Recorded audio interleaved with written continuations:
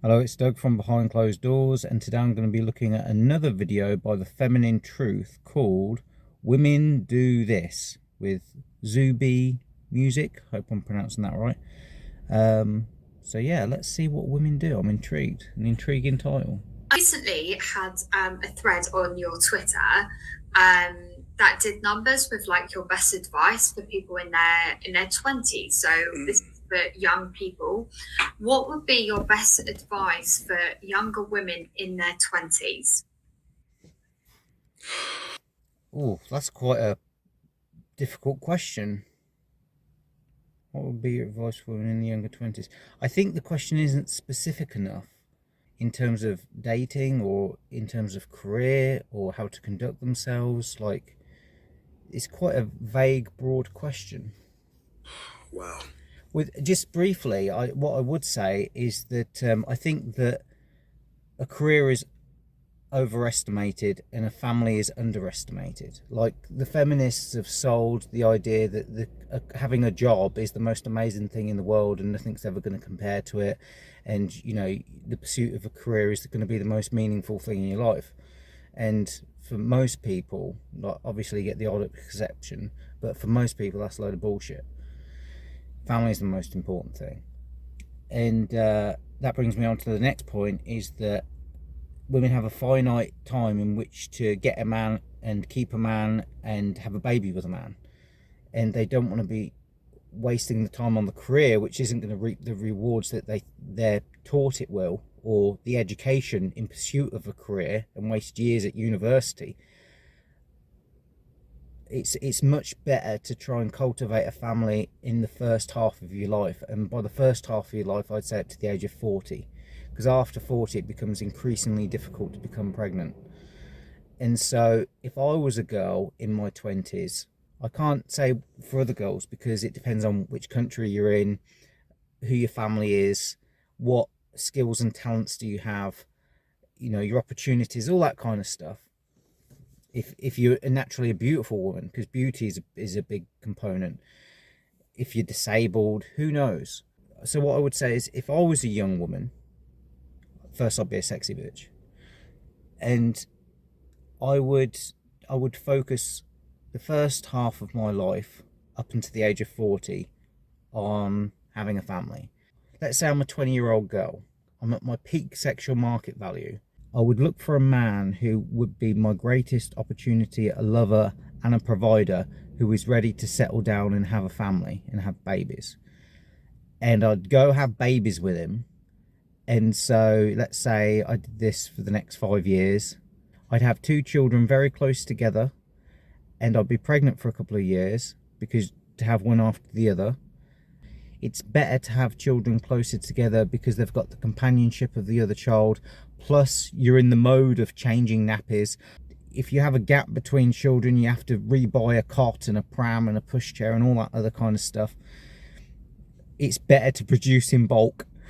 So I would have two, maybe three children, assuming that there weren't any difficulties in getting pregnant and that there weren't miscarriages and all that kind of stuff that you'd have to go through as a woman, that a lot of women have to go through. Then I'd have the first early years, instead of taking them into daycare, I'd have them I'd be a stay-at-home mum, and my main job would be looking after them and looking after my husband. So let's say I have a couple of kids by the age of 25, and we're still together and we're married and we're happy. So by 25, I would have gotten married, I would have had a couple of babies, and I'd be a stay-at-home mum. I do this until they're school age. So now they're both going to infant school. Now I'm coming up to 30, or I'm just over 30, depending on how long that is taken. It's taken a decade out of your life, but you're married, you've got children, you're all happy and healthy, and everything's all good. This is assuming that there have been no diseases. There's so many factors. It's a very difficult, broad question. Then around the age of 30, I'm all settled. So now I will work on building up my own career. I'd work on an education between the ages of 30 and 35 and 40. So I'd look at building myself up. I would either be building my education up, working from home, studying between 9 and 3 when the children are at school. And I also have a part-time job, just that's flexible. just to get me out of the house and doing something different. Or I may work from home answering calls. Again, you can get jobs like that are very flexible. But I'd either be working on my education, or I'd be working a job that was flexible. If that was becoming a doctor or a lawyer or anything that required some sort of an education, I'd still take care of the children full time, and I'd be a stay at home, and my husband would be producing all the money that's needed for the family. We wouldn't have a lavish lifestyle, because the home environment and making sure everybody's happy and healthy is the most important thing. Where I was still in control, working everything around the children, in case you have sick days and all that kind of stuff. Or if I've had a rough night's sleep and I just want to chillax for the day, and I need to catch up because the baby's sick and I need to stay awake for another night. Or if they've got hospital appointments and all that kind of stuff. Now, assuming that everything's going well still, so now as the kids go to junior school and secondary school, they would start getting their own life and their own friends and all that kind of stuff, by which time I've built up an education or a business that is now in a point where it requires more of my time. So in my 40s, when the children are in their teens, that's when I would look at having a career in what I've chosen to study while they're at school in infants and juniors. Then from 40 to say 55, I would look at having a career.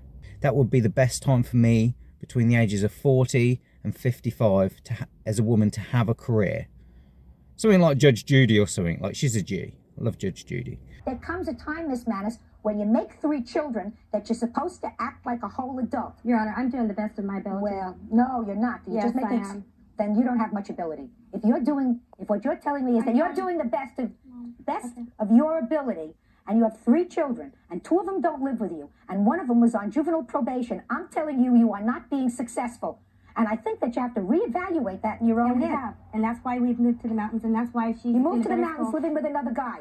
No, a friend of ours, It's a friend. where we're living at, and we're very stable, and she's going to a nice school, and I did sign up for computer school. It's just a waiting list that I have to go through in order to be on it. That's all I'm saying. That's all right. So get a I job think while I'm get a trying- job while they're waiting. Right? Get a job while Right. they're waiting. Right? By that time, you'll have the knowledge, you'll have the experience, and it would have cultivated into a wisdom.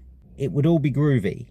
My children would be less dependent on me by this age, because they'd be like in their teenagers, and they'd want to start making their own separation from their parent. So it would all be groovy. So then I would focus more on a career between the ages of 40 and 55. Those 15 years, that's the best time, I think, for a woman to have a career, after she's done all that. Now from 55 onwards, I would look at becoming more of a grandmother, because I would have had my children, I would have had my career, and now my children would have grown up, and I would want to be a grandmother to my grandchildren and enjoy that time again. So it would literally be family, career, family. It would be on, off at the different generations, at the different decades of my life. And I think that investing in a family is a much more great return on your time and emotional energy and physical energy than a career, because a career doesn't really give a fuck about you, and you can be replaced at any moment, but no one can really replace a mum or a grandmother or a loving wife. So from 55 to 65, I'd enjoy the grandmother years. So that's kind of roughly how I would do it if I was a young girl. That's kind of how I'd see my life playing out. I will work towards that. And I think that as a young woman, if you're told that I'm going to have a career and I'm going to have a family, I'm going to be a CEO while being a stay-at-home mum, it's just not going to work. You've got to pick a thing. You've got to pick something, because everything has a price and everything has a sacrifice. Oh, that rhymes a little bit. And you're better to do certain things at different times in your life. And I think if you want a career, you're best to have a career between the ages of 40 and 55 as a woman. And I think that if you want a family, it's better to have a family between the ages of 20 and 30. And in terms of knowing what career to pick, I would say, because you wouldn't be the primary earner, you have the luxury of choosing. So I would say pick something that you enjoy doing, that pays well, that you would do for free. So something that you're passionate about, something that you find meaningful, where there's a market that you would do for free anyway, and then you'll never work a day in your life. And if you're not the primary earner in the family, if the man's taking care of you, then you have more freedom, because he might be restricted in what he can do, because he might actually be doing something that he doesn't like, so that you can do something that you do like. So that's kind of my thinking. In terms of social network, I would have family closest. Female friends, I think, would be somewhat toxic. Maybe have a friend or two, but I wouldn't have a big friendship circle. Maybe one female friend or two that was winning at life and was going in the same direction that I was going, in terms of wanting to stay married and have a family and wanting to have a successful career and having the same values, like obviously anti-feminist. Maybe one, maybe two female friends, maybe, if you're lucky. All the other groups of girls, I'd fucking, and nights out and hey girl, I'd stay away from all that horse shit. It's degenerate and they drag you down. And they're not your friends usually, they're your enemy, they're your frenemy. Also, if you're working between the ages of 40 and 55, you're less likely to get hit on by guys. In terms of men in my life, I have a husband, I have a father, I may have a brother, and I may have a son. So there's 4 guys, even if you just have one of each. Some people have 2 stepfathers, some people have more than one son, some people have more than one brother. So again, it all depends on the lady's situation. But I wouldn't have any male friends. There's no need, because any other male friends will just be trying to fuck you and won't want what's best for you. If you have those men in your life, then you'll have men in your life that love you, that want to see you do well, that will provide you with good structure and security, and who have your well-being at heart, as opposed to just saying and doing anything to try and get to fuck you and take advantage, which is what a lot of guys will do. So that's the kind of advice I would offer to myself if I was a young female today. However, that's not my generic advice to all girls, because all girls are different. And yeah, so I hope that answers the question. But it's a very broad question. It's not very specific. But that's kind of my... I hope that answers the life plan that I would have. Now let's see what this guy says. Young people, what would be your best advice for younger women in their 20s? Wow. Okay, number one is going to be, it's going to be a little bit meta, but it's going to be very wary of who you take advice from. This goes for everybody, men and women, people of all ages. Be very cautious, like, especially in this internet era, billions of people, everyone's got advice to give, everyone's throwing out their opinions, whatever. Be cautious of who you take advice from. Take advice from people who have done and achieved what you wish to do and achieve, right? Everyone's entitled to an opinion, but all opinions are absolutely not equal in value. Some opinions are complete trash. Some advice is trash. Most advice is trash, if I'm being honest with you, because most people haven't done and accomplished and done well in the thing that they are then giving advice on, right? So, you know, in whatever sector it is, I would say find someone or people who have a positive disposition and who have done and achieved things that you seek to do and achieve in whichever area, and talk to them.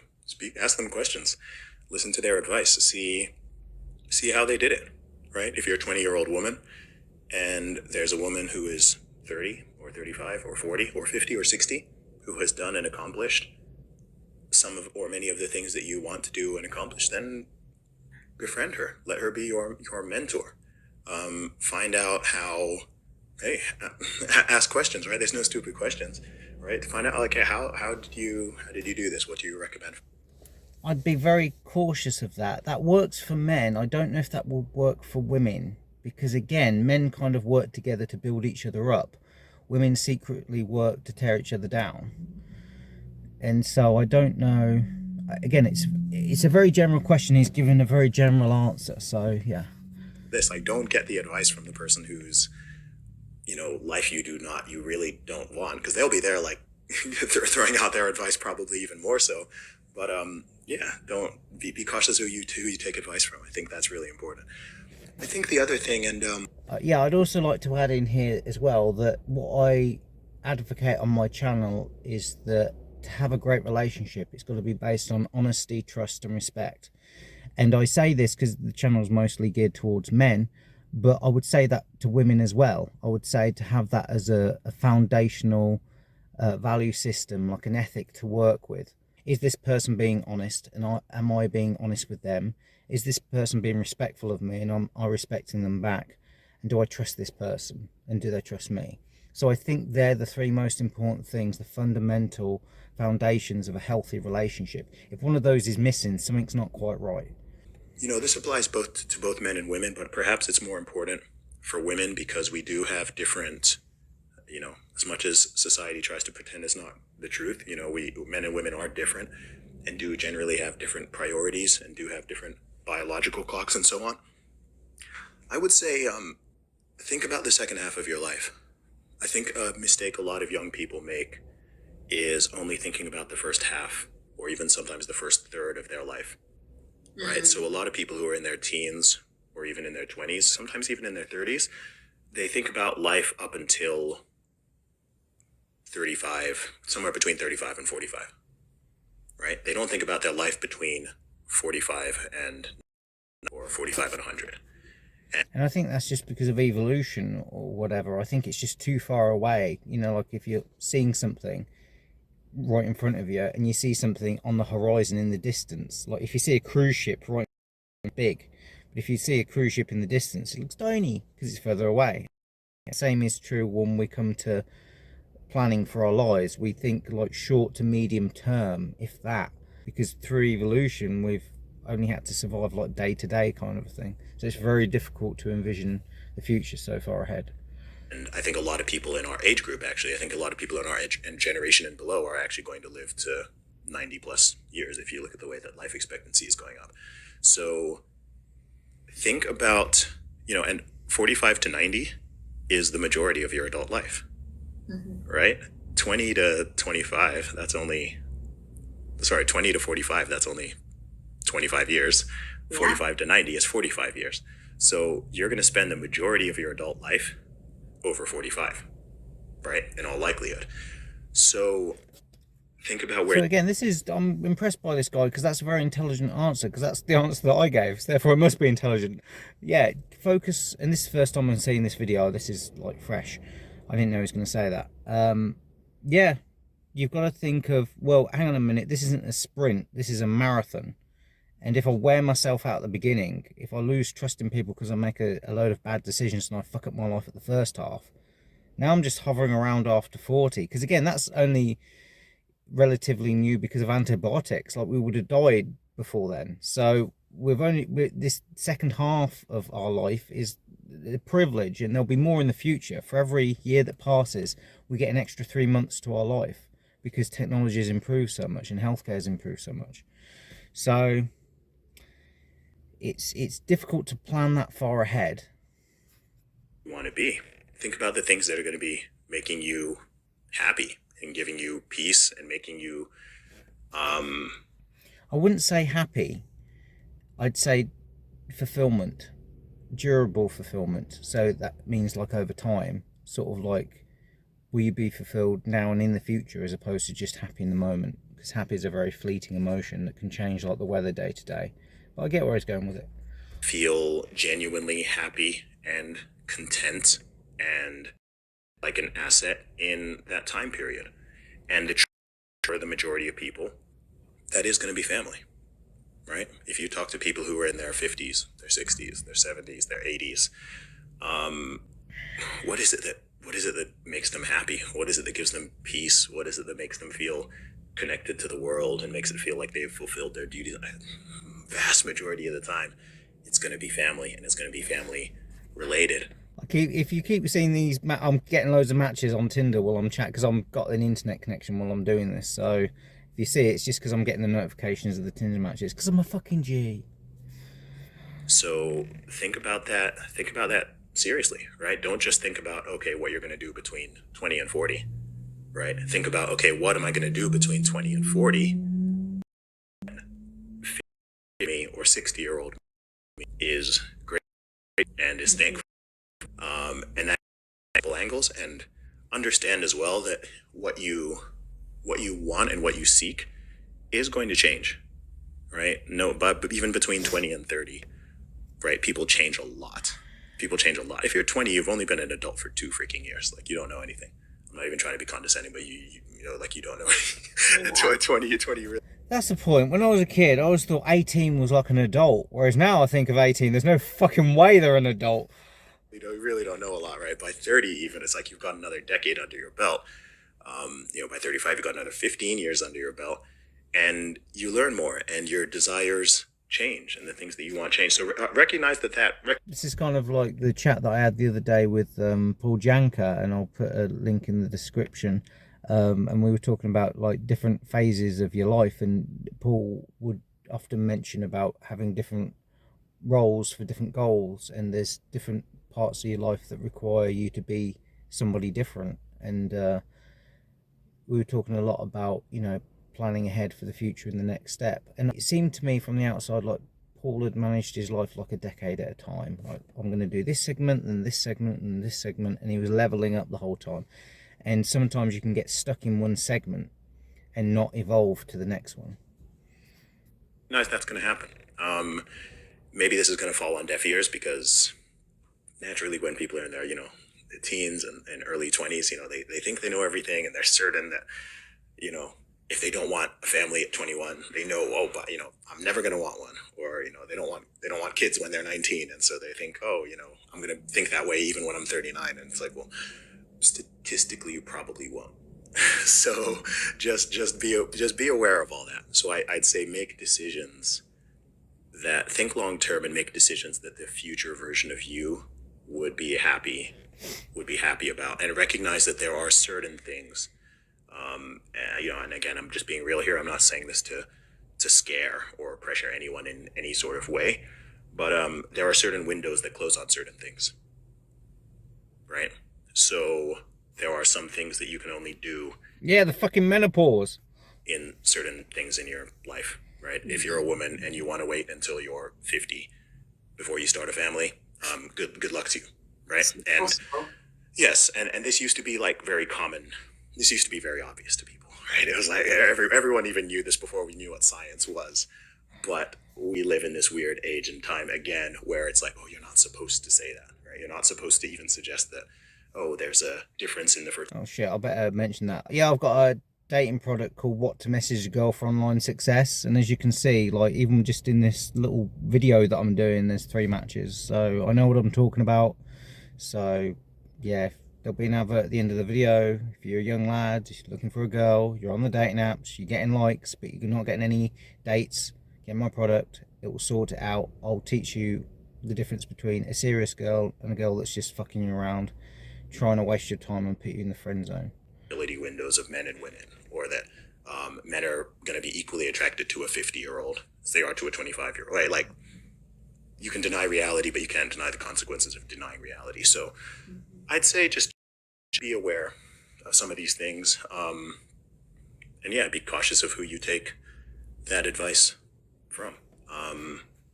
Yeah, so it's better to. I do agree with him. It's better to. He gave a really good answer on the spot. It's a good idea to project yourself into the future and then give yourself like advice looking back from the future, and then other people that are where you want to be. So yeah, I do agree with that. But sometimes the other people where you want to be, you might not want to be who they had to become in order to get where they are. So you just want to be very careful about that. I could go on, but I think those are probably the most important ones. So that was a really good video. So yeah, check out The Feminine Truth. That was a really good interview. And if you are a young girl starting out in the world, good luck to you. Hello, my name is Doug, and I've created a video tutorial called What to Message a Girl for Online Dating Success. The reason why I've created this product is to help those men out there who are dating online but are not getting the replies or getting the dates that they desire. My product will teach you what to message a girl, what not to message a girl, when to message a girl, how to respond when you're not sure what to write, what to do if she doesn't reply, how to get her phone number, and how to communicate to get online dating success. If you're getting matches and no success, this product is for you. It's what you need to do today to start getting success with your matches. I'll also be talking about other issues such as how to spot red flags, identify time wasters, to stay out the friend zone, how to deal with ghosting, simmering and icing. Not only will I be giving you exactly what you need, copy and paste, I'll also be explaining to you the reason why I'm writing what I'm writing so you can understand the psychology and know what behaviours to look out for and which ones to avoid. This product is packed with value. I've tried to cram as much as I can into a short amount of time as possible while being the most informative. If you're a man and you're confused and frustrated with what to text with online dating, this product is the solution for you to get more dates in less time. Click the link in the description box below to buy the product and change your dating life forever.